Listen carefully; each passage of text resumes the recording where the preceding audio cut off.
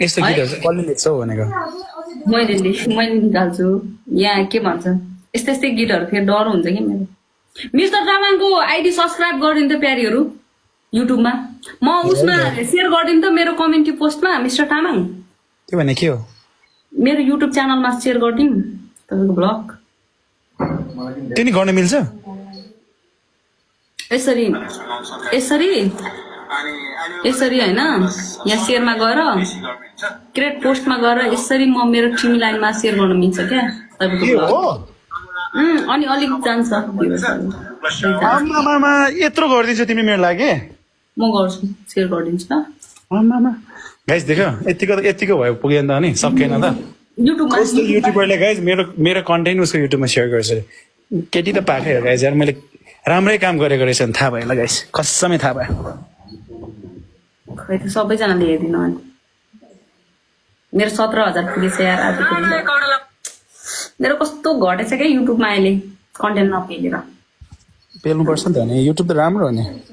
down भएको छ आज अलिक राम्रो भएको छ आज मेरो बच्चाहरूले त युट्युबमा अकाउन्ट कसरी बनाउँछ भनेर सोधेर बस्छ मलाई अब के भन्नु तर युट्युब बनाउनु पर्छ 1,000 सब्सक्राइबर पुग्यो मोनिटाइज भइहाल्छ मोनिटाइज भयो मिस्टर तामाङको आई थिङ्क भयो होला मोनिटाइज मैले सर्चहरू मात्रै पोस्ट गर्दै बस्छ भ्लग खासै हाल्दैन ए मोनिटाइज भइसकेको रहेछ त्यहाँदेखि वाच टाइम कति पुग्यो मिस्टर तामाङ हेर्नु त एकचोटि कसरी हेर्छ 4,000 घन्टा पुग्नुपर्छ कि कसरी हेर्छ यो के भन्छ वाइटी स्टुडियो डाउनलोड गर्नु न ओके म भोलि डाउनलोड गरेर भन्छु ल कति पुगेर रहेछ वाच टाइम 4,000 वाच टाइम अनि 1,000 सब्सक्राइब पुग्यो भने इन्कम आउनु सुरु हुन्छ that's a good thing thank you ghost यार इन्कम आयो भने भिडियो बनाउन जाँगर लाग्छ इन्कम नआउनसम्म भिडियो बनाउन जाँगर लाग्दैन मिस्टर तामाङ ओके ल गाइस सबैजनाले अब मेरोमा त सानो युट्युबमा त लास्ट नै सानो छ मेरो त गाइस तापनि स्टिल गाइस तिमीहरूले नि है ब्लग के अरे उसले आज भ्लग हालेको छ अरे गाइस नयाँ भ्लग हालेको छ अरे कमेन्ट चाहिँ गरिदियो गाइस कमेन्ट पनि गर मिस्टर तामाङको कति घन्टा वाच टाइम कति पुगेछ कहिले खोलेको 2000 1 वर्ष भयो ठ्याक्कै होइन जुन 2016 23 मा खोले रहेछ होइन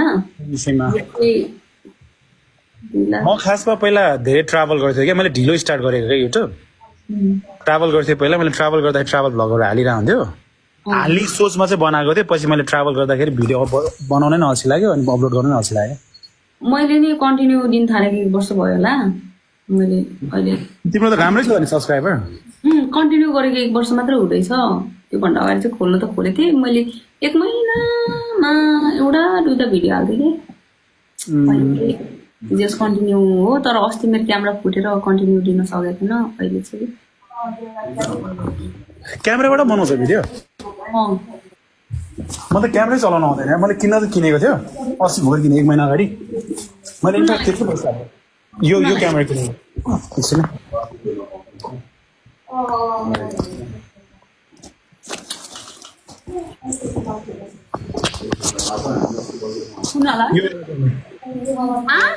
कुनको सोनीको तिमीले गोबरबाट बनाउँछौ